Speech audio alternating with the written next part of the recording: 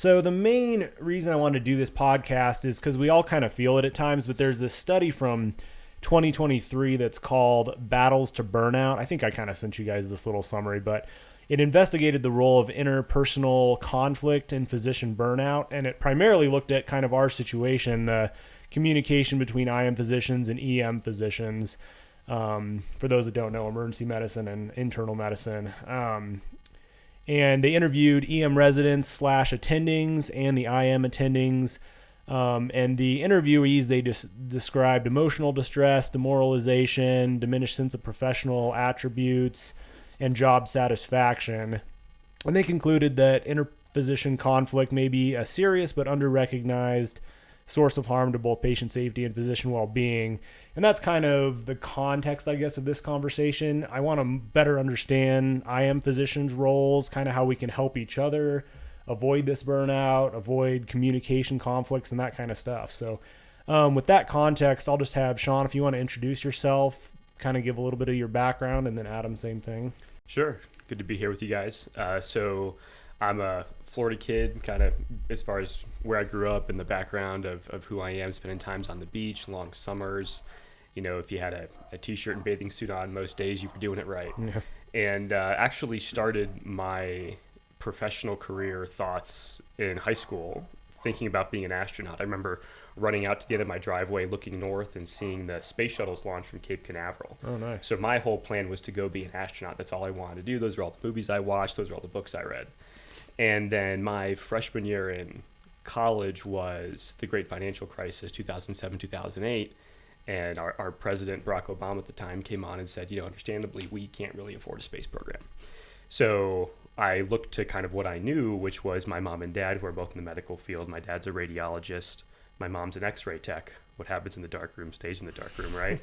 And they actually counseled me not to go into medicine, but I liked science, I liked math, and so I just kind of gravitated towards those topics, and then eventually applied into medical school, where I stayed in Florida before doing residency in Chicago, and then eventually moving out here. So I kind of always knew I wanted to do internal medicine, hospital medicine.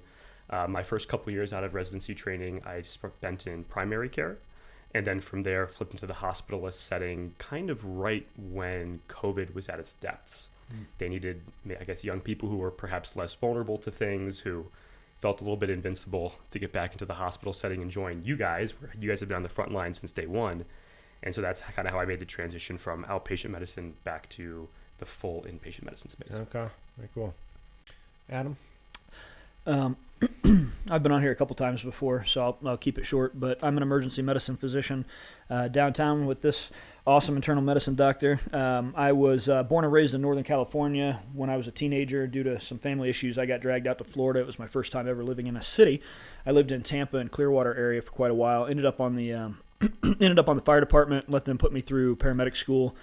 Was not a big fan of multiple aspects of the fire side at the time, but fell in love with the medical side.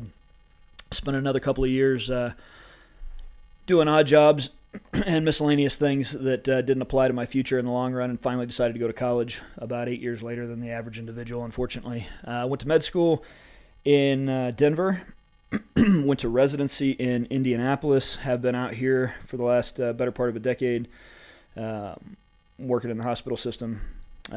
Have done quite a bit of locums work as well for several years out in rural communities with 4-bed, 6-bed ERs, where you're kind of on your own for 12 to 24 hours, trying to challenge my medical knowledge and capabilities, make sure I was solid before settling in here at a big level 1 shop where you got all the bells and whistles and friends you can call for help and whatnot.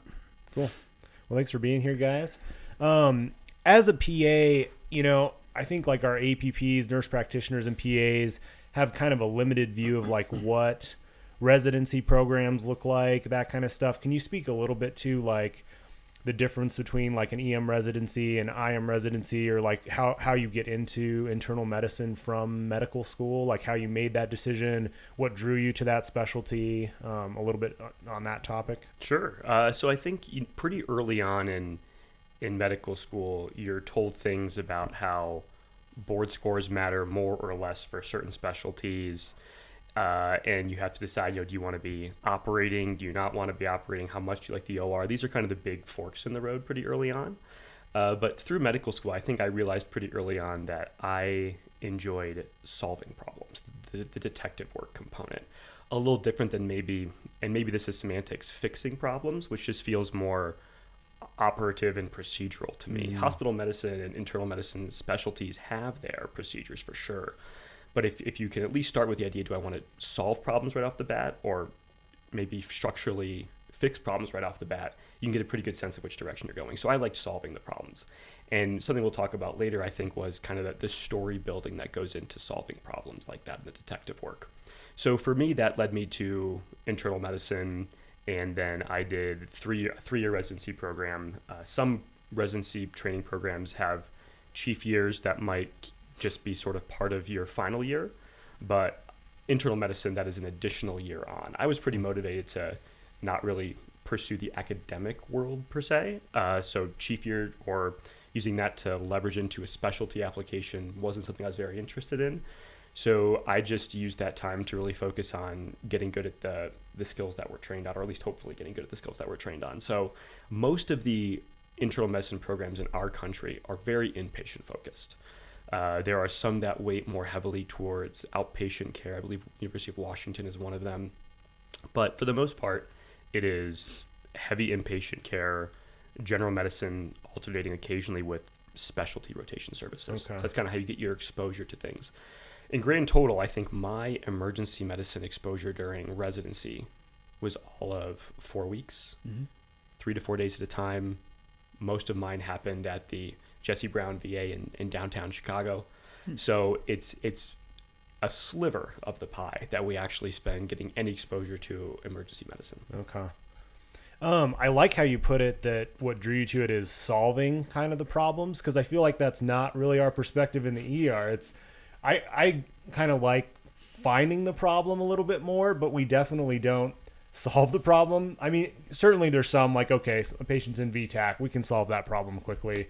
Patients in cardiac arrest, we're either solving that or we're not solving that pretty quickly. But, for the vast majority of our patients that are not actively dying, that need to be admitted or go home, we're not really solving anything. We're moving them down the chain. So I think that's an interesting perspective that is different in the ER. We're looking to just find that emergent problem, not really fix that problem. We're just trying to decide, can this patient go home? Do they need to be admitted? We're like, what's the next step in their disposition, not how do we fix what's going on. So I think that's kind of an interesting perspective that's a little different. I think you bring up a great question. I'm curious from your guys' perspective, like what is on balance, on average, like what is the superpower of the emergency medicine provider?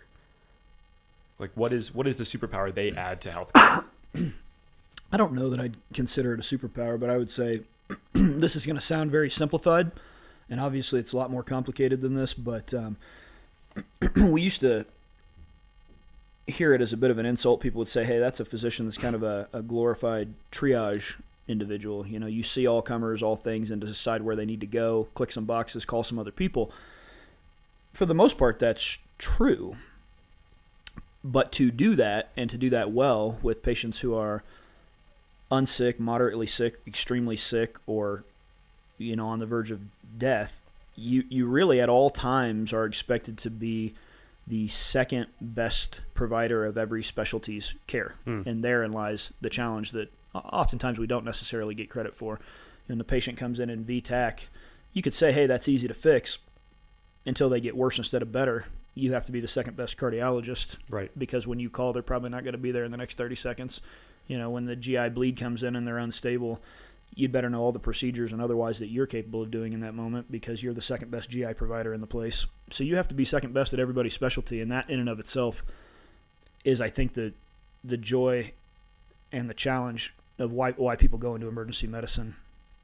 You're right. I think there's not a lot of fixing as much as there is steering. Where do you need to go next? And that is the majority of the job, figuring out where this patient needs to go next, whether that's in the inpatient world or the outpatient world. But there's a lot of nuance and challenge and need to problem solve, which I think underlying is the similarity between emergency medicine and internal medicine docs. There's a real desire to start to solve the puzzle, It's just the ADHD that prevents a lot of ER docs from caring about putting the last piece of the puzzle in. They're like, I'm bored now. I'm ready for the next puzzle. Or is advantageous given how much you guys are Can hit be. with in the real time. You have to. It has to be that way. I feel like in ER, at least what I remember from doing these rotations is the better ER providers have a lower cognitive switching cost. They can flip between interpreting a CT scan, intubating someone, running a code, shocking somebody, and then refilling someone's antibiotics that they lost because they went on vacation, right? It's like all those things have to happen so quickly. And if you have a high burden of switching from a dedicated task or a dedicated trajectory, that job becomes, I imagine, exponentially harder. Absolutely. There's no time or energy for that. You're right. Yeah. Yeah, the interruptions do make it difficult too. Like you're trying to look at the whole patient picture to decide what to do, and the nurse is asking for an order for Zofran, an ambulance is just arriving, and then you have to go back, and in your face. Your brain is totally reset, and you have to go back, and you waste time trying to dig back into that patient and remember their whole story and put that in the context of all their results to decide what to do. So I think the interruptions are hard because, when an ambulance arrives, we really need to be standing up and going and meeting that ambulance because you just don't know what that patient's going to be. And they need to get their workup started. And from a glorified triage, that is kind of true to a degree. We're trying to figure out, I see our job largely as very efficiency based because the centers we work in are extremely busy. And if you are stacking orders and their length of stay in the ER is 5 hours every time, then the patients sitting in the waiting room are getting sicker. You haven't seen them. So a lot of our job, I think, is sorting through all the people that are safe to go home to find the ones that really need some intervention or admission and finding those people and spending kind of the majority of your time with the sick people and weeding out the ones that are safe to go home and getting them discharged quickly as opposed to sitting on their results for an hour, tying up one of our limited ER beds. Taking the initial amount of verbal and otherwise abuse that doesn't roll downhill to the IM doctor, fortunately. So there's a little cushion there. Which we is had what helpful. we can to it. And I think from the hospital medicine side of things, while we're all solving problems and that's clear, I think that our superpower probably has to come down to storytelling. We have to be able to tell a story about this patient, not only to the patient themselves about why what they're feeling makes sense clinically and why they should trust us with the decisions we're going to make in their care, but also how, when we reach out to our specialty providers on the floor, what story can we provide them that shows that we know what our protagonist is going through and how we can get them kind of to the resolving action here. And I think when, so we started this conversation, sort of framed the topic today about, where are those friction points between EM and hospital medicine? And I think that, one of my frustrations is I want to find the opportunity to tell the best story, not only to myself, but to the patient and to my colleagues. And sometimes a sign out from an emergency medicine provider is, and you guys are examples of this, is here's the chief complaint, here's what they came in with, here's what we did, here's my working diagnosis, here's why I think they need to be here. Sometimes what we actually get is a chief complaint interspersed with a BNP, interspersed with a secondary complaint, interspersed with a family member's perspective on what's going on, followed by they fell that day. And that doesn't set us up for good storytelling. And I think that's where, when we have our best handoffs, I think it's when a story is started and problem solving has been started. And we have our worst handoffs, and sometimes we just don't know because the case is unclear. The story has yet to form. And then we're not sure if we're on the right track or the wrong track with that story. Well, that's a good point there we can talk about a little bit. What does a good... So we, in our setting, we primarily use this chat platform to communicate with you guys, which is obviously limited by, you can't hear tone of voice. It's a lot more limited when you can't see someone's body language. It's easy to read maybe malicious intent behind a simple question. Like, for example, if the hospitalist asks me a question after I send an admission request, it's easy to be like, I can't believe they're asking me this question. Sure. Like, what? They must think I'm an idiot, when that's not the actual intent at all. They're just asking a clarifying question or, and if we were sitting across from each other, it'd be very easy to be like, oh yeah, that's a great question, and not read malicious intent into it. But that's part of what this conversation's for, is so we can all get to know each other and know each other's jobs a little bit so we don't assume malintent when there's none there. But what is a good admission requests kind of look like to you in a chat format? Obviously, starting a story, some kind of framework, but is there any other details that are helpful that you like to see in those? I think different providers will tell you different things on this. For me, and for what I think are the plurality of my colleagues, I think the most important thing that I want to know is, what do you think is going on? You've had time to hear this person, interview this person, examine this person, within the limited time constraints you guys have. What's the initial synthesis of this? I think this is what's going on. It's my working diagnosis, and that's why I think hospitalization makes sense. We can talk about different incentives between the emergency department and the inpatient setting when it comes to the gods and the deities of quality and safety and reimbursement, and that's a separate conversation. But for us, the biggest thing that we need, I think, is what do you think's going on here, as opposed to sort of a smorgasbord of complaints, data, and then maybe clinical background and past medical history. So what is that synthesis point at the end so that we kind of know where your head is? That helps us frame everything we see done in the chart. Do you like to see the first kind of part of that admission request or story kind of lead with the working diagnosis? Does that help you, or does it matter if that gets placed towards the end of the little written, thing that we're sending you? Does it matter? There are tons of format. I mean, we hear about S-bar as an example, a way of doing this. I think the first thing I like to hear about is a chief complaint. Because when I hear a chief complaint, the first thing that kind of Rolodexes into my brain is a differential diagnosis set. And then from there, as you're telling me maybe one or two more salient points of history, one or two pieces of data, I'm sorting into high likelihood, medium likelihood, low likelihood buckets. And then from there, when you get to the point at the bottom where this is what I think is going on, this is my initial synthesis of things. In some ways, it's almost not a sales pitch, but it's a submission of like why we're going to collaborate on this patient's case and why they can't just go home through a triage perspective. So I think for me, early, chief complaint, middle, details, walk me where you're going, and then tell me at the end what you think's going on. I think if we get that, we go, wow, that's reasonable. Okay. I can follow your train of thought. That's more important than the punchline, I think. Okay. I follow your train of thought to that synthesis point at the end. Because often I will start with maybe the punchline, which maybe is something I'm doing wrong, where I say, I would like to admit this patient for acute kidney injury or something, as opposed to leading with, hey, this is what they presented with, here's what we found, here's what I think is going on. But, I mean, that's similar to what we expect of our EMS crews. I want them to lead with the chief complaint, because the error a lot of them make is they come in and they say, yeah, this patient's got a history of all this stuff, and I'm like, I don't know what of this is pertinent until I know what they called you for. So my brain can't even hear what you're saying until I know what they called you for. And if you lead with, hey, this patient called for chest pain, they've got history of MI and all this stuff. Now now my brain actually is factoring in what's important and what's not. And so that makes a lot of sense. I mean, that's what we expect of the EMS crews too. And sometimes it is a lab abnormality. Hey, their PCP sent them in because their creatinine is now 5. It was 1.2 a month ago, right? Sometimes it is like, hey, they came in for chest pain. Trope is 5. Cardiology's on board, go. But for those cases where it's not a single lab diagnosis, perhaps, or single objective study diagnosis, I guess we would call them the clinical diagnoses. I think that thought process is so helpful. It just kind of gives us a initial path to walk, which you guys started and paved. Do you prefer, is your own personal preference 2 paragraphs of all the details in the world, or is this, because sometimes, I'm sure it varies from ER provider to ER provider. I see some people write a book for an admission. I'm like, I would not want to have to read all that. And some people maybe do too little, and it's 2 sentences that maybe doesn't provide enough information. I guess it's probably a happy median, I would imagine. But as you said, I think one of the drawbacks of the Epic Secure Chat or the EHR Secure Chat, whichever one you're using, is that so much can be input together, but also there's the opportunity for follow-up questions with a very low amount of friction, as opposed to calling down, you get the unit clerk, et cetera.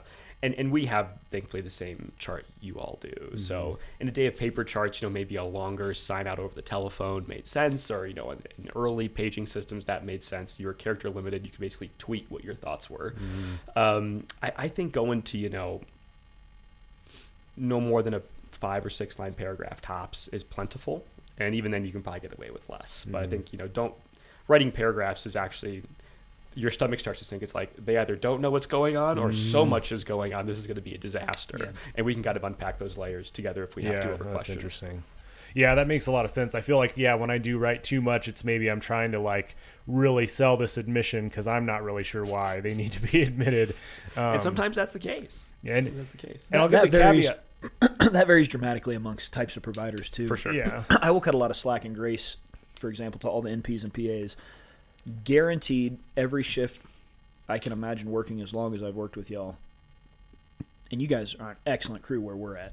I've seen a lot of variability in different specialties around the country, but our NPs and PAs are phenomenal as a whole. And when I try and beat y'all most of the time to the admission text, partly for that reason, because 9 out of 10 times I'll look over and I'll see the text about to be sent that is a rolling short novel of what, even in a concise here, patient needs to come in for this. Mm-hmm. This backs up my thought on why, and it's done. But probably due to a lack of training. Honestly, it's a part of med school and certainly residency to learn how to do these communications, how to storytell well. Probably more importantly in emergency medicine and internal medicine than any other specialties. We are specifically taught this is a game of storytelling and you need to get good at it. And I don't think that's a big part of the curriculum in a short burst of NP and PA education. That makes sense. But yeah, I look over and I see how long that is and I think to myself as a hospitalist, shit, I lost my attention span 30 seconds ago and I've got 7 other admissions. And they don't mean it rude. They're like ER docs in a shop this big. I've got this many admissions to get to and they're all stacked up down with you, plus they're getting transferred in from elsewhere. And I think to myself most of the time, this would have been a good story with an intro, a middle paragraph, and a summary Sure. that's half the size of what I see on that screen right now. So it varies depending on the type of provider and the training they've had and how to do that. And I think it's fascinating. I will reiterate, I think especially come residency, internal medicine and emergency medicine, it is a big teaching point. For us it is as well. There will be full lectures given on how to tell a good story because you're going to pass this on most of the time. You're going to get very limited information. I mean, hell, half our patients, I don't know their real name. They're DOE'd until they come into the hospital. That tells you everything about this job, right? You're going to work with very limited info. You're going to get a very broad picture. You're going to try and fit that into a reasonably narrow differential, and then you're going to call somebody else about it and say, I'm hoping you can figure this out, without trying to overwhelm them and make them start from scratch. So that's a very important part of our job as well. And I think I'm sure I'm guilty as well of not giving the best story. I'm sure of it. But in general, I feel like watching a lot of ER docs over time, over the years at a big, busy shop, I've seen a lot of us that seem to forget that might be one of the better times, actually admitting a patient to a hospitalist, a better moment in your day to take the extra 60 seconds versus your usually 30 seconds on everything you do. That would be a good time to slow down and give a concise beginning, middle, end, efficient, what's necessary, where we're going, why they need to be here. I see certain times the paragraphs, but honestly, most of the time I see it the other way around. I'll hear a partner or something go to do an admission, and it'll be a one-liner. Patient's this old, had this happen, here's this lab, like you said. Thanks. And I'm thinking in my head as a hospitalist, I'm like, boy, I'm pretty sure there's 1 or 2 pertinent things that would have taken this much longer to write that really ought to be there. They're either going to have questions or they're thinking in their head, these guys have no clue where this is going. I'm going to have to start from scratch, neither of which are true. I think we could always do better at that, and it's not all that difficult. I think it's a reminder to ER docs that that's one of the few times in your day where you might ought to slow down and do it well. Everything else can haul ass all it needs to, but this communication is important, sets the patient and the IM provider up for success, and is not all that difficult. Just remember how you were trained. Not everything has to go that damn fast. You will be on to your next task 15 seconds later than you would have been to add one line on the pertinence of this and not keep it so short that, I mean, I've just seen admissions that are like, GI bleed stable now, please admit. So is their blood pressure 70 or 150? They've been bleeding for a month and this isn't, they could go outpatient, or you get called GI because they're that sick. Like, there's a couple pertinents here that could be mentioned super quick. Slow down. The rest of this day is going to go 200 miles an hour. Right. This moment can go the speed limit. It's okay. I think that's part of the problem. The mindset doesn't change sometimes as we get busier. That's a bit of an issue sometimes. I think one of the places where our discipline could show and give a little more grace too is the fact that, I'm trying to kind of peer into the looking glass and just imagine what would be the parallel for the hospital medicine team. It would be having patients that you've never heard of before, you don't know their name until someone shoots you a chat, you're rounding on them in real time, you have no background history on them, and you have to decide sick, not sick, a little sick, and where they go quickly. And then in a number of hours, while this is happening on a continuous basis, be prepared to provide a report to somebody else as you're going off shift all at once. So I think where we can show grace is just understanding the asynchronicity of the care and the input that you guys are getting all the time, you guys and gals are getting all the time, and then give a little room for that sort of I don't know or I think factor or probably this direction within the structure of, you know, chief complaint, well, what are the kind of the brass tacks things we can't forget about, and then why do they have to commit? And I'll bring up a good point too about that you kind of touched on. Being an NP or a PA is kind of a weird position we're in. And maybe this is good information for you, Sean, just to understand kind of how we work. But a lot of times at both our facilities, our big places we work, we're working as a team with the physician. So maybe Adam goes in and gets the whole history and examines the patient, and I'm not going to go back in and do that same thing because it's just not very efficient when we're getting killed. So maybe I'm like, okay, Adam did all the front end work. I'm going to follow all these labs and I'm going to dispo them, whether that's going home. And, you know, hopefully Adam and I are communicating well enough throughout the day. I know he says this patient's not sick. If everything looks good, they're going to go home. And I don't even need to talk to him to go disposition that patient a second time. Like, their labs look great. I go back in, reassess them, discuss everything with them, and they go home. Or he's like, this patient's sick, you know, they need to come in regardless. And then, because positive results are really easy. They have an elevated troponin, we're going to talk to cardiology. They have a acute finding on their CT of their abdomen. Those things we don't even need to talk about. I know I need to call surgery or whatever. But I think part of the unique part about being a PA or a nurse practitioner is most of us didn't have a residency. You know, a lot of us are in new grads right out of school, pretending to be an ER doctor from day one, trying to catch up to, you know, their level of training, having done a residency, and then adapting to each physician's practice is kind of a unique skill set. And I think, I mean, Adam will say like, hey, you need to practice how you practice, which I agree with to a point, but I also find that it's more efficient to adapt to whoever I'm working with.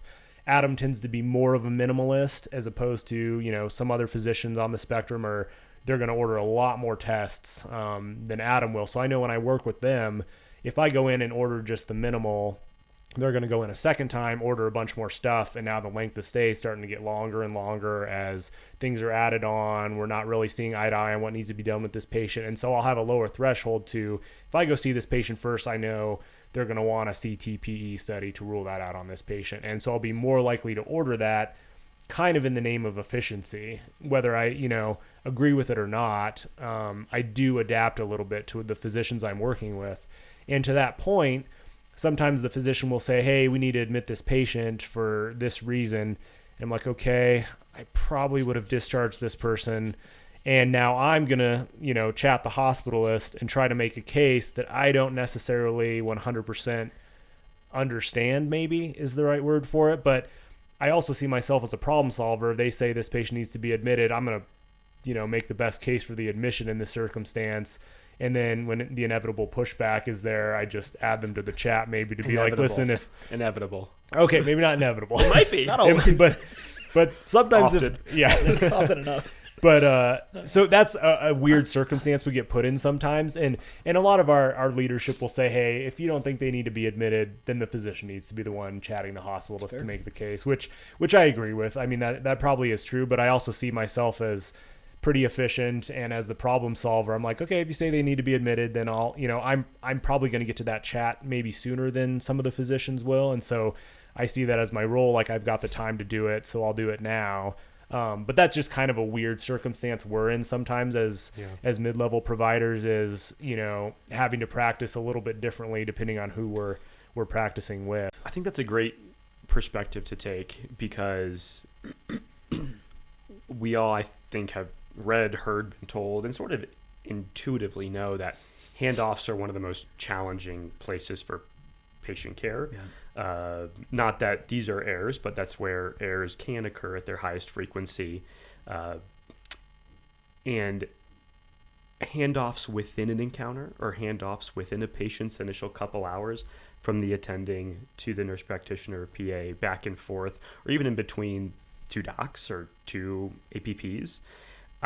You guys might have 2 or 3 kind of versions of a handoff within the initial encounter in an ER, whereas our handoff occurs maybe once a day to a night team if we're giving sign out, maybe at the end of my 7 days when the next provider comes on and I need to hand off the patient to them. So our handoff opportunities in theory are so much smaller, so many fewer than yours are within that. So when the story comes out, and if we value storytelling and there's been all those handoffs, it can be a little murkier. So I actually really appreciate that context. Yeah, we do have to be careful in the emergency department to not let it become a telephone game before it gets to the final stop. Because it does happen sometimes. Sure. And that's a problem for everybody. Yeah, a little bit of information gets lost each time, you know, as you tell the story. And it's helpful, too, when we're not getting killed, if we can both go in at the same time. That's helpful, too, when we get the exact same exam and context from the patient.